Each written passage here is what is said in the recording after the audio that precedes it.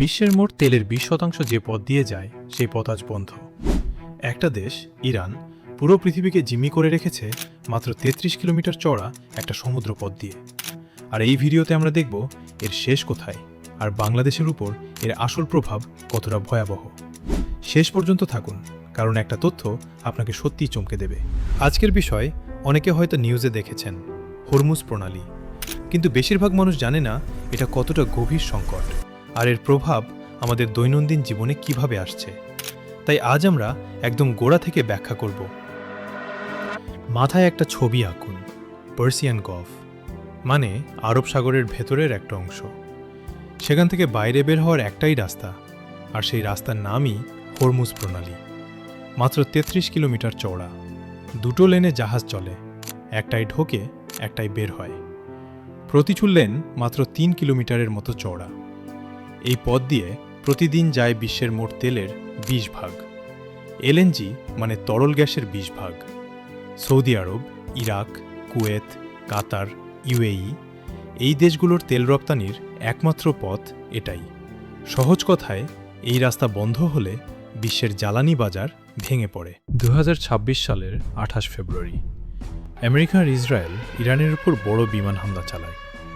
ইরানের সর্বোচ্চ নেতা আলী খামেনি নিহত হন। ইরান পাল্টা জবাব দেয়।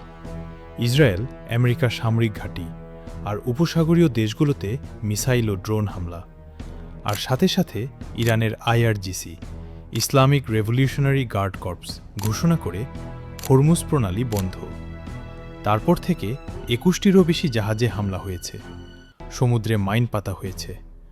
বড় শিপিং কোম্পানিগুলো এই পথ ব্যবহার বন্ধ করে দিয়েছে। ইরান আরেকটু এগিয়ে গেছে, বলছে যে কোনো জাহাজকে এখন সরাসরি ইরানের সামরিক বাহিনীর কাছ থেকে অনুমতি নিতে হবে। কেউ কেউ বলছে টোল দিতে হচ্ছে, মানে টাকা দিলে জাহাজ যেতে পারবে। এটা আন্তর্জাতিক আইনের সরাসরি লঙ্ঘন। আমেরিকা এরই মধ্যে ইরানের 130টিরও বেশি নৌযান ধ্বংস করেছে। উপকূলীয় মিসাইল ও মাইন স্টোরেজ সাইট ধ্বংস করেছে। ট্রাম্প বলেছেন আমেরিকা হরমুজ প্রণালী খুলে দেবে, কিন্তু কিভাবে সেটা এখনও পরিষ্কার না। ইউরোপ একটু ভিন্ন পথে হাঁটছে। কানাডা, ফ্রান্স, জার্মানি, জাপান, যুক্তরাজ্য সহ 22টি দেশ যৌথ বিবৃতি দিয়েছে, নিরাপদ পথ চলা নিশ্চিত করতে চায়।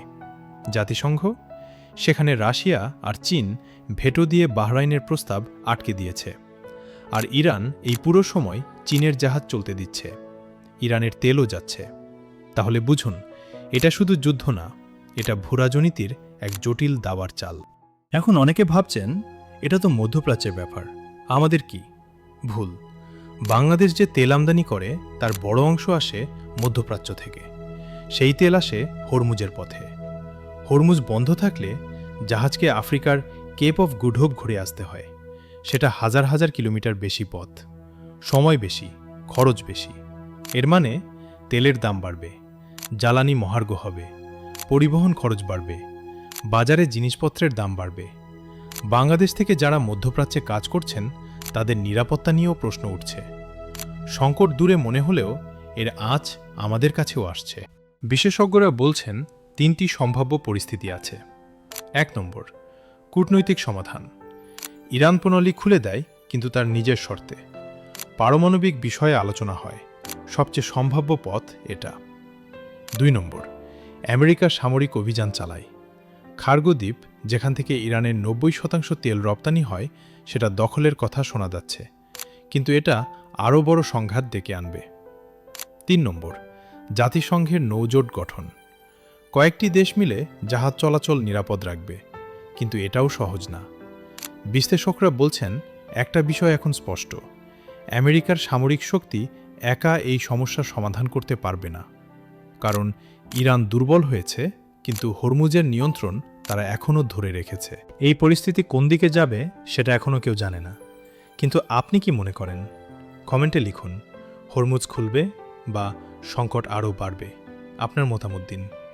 আর আপনার কাছে যদি কোনো প্রশ্ন থাকে এই বিষয় নিয়ে, সেটাও কমেন্টে করুন। পরের ভিডিওতে উত্তর দেওয়ার চেষ্টা করব। ভিডিওটা ভালো লাগলে লাইক দিন আর MNISTRY এর সাথেই থাকুন। আল্লাহ হাফেজ।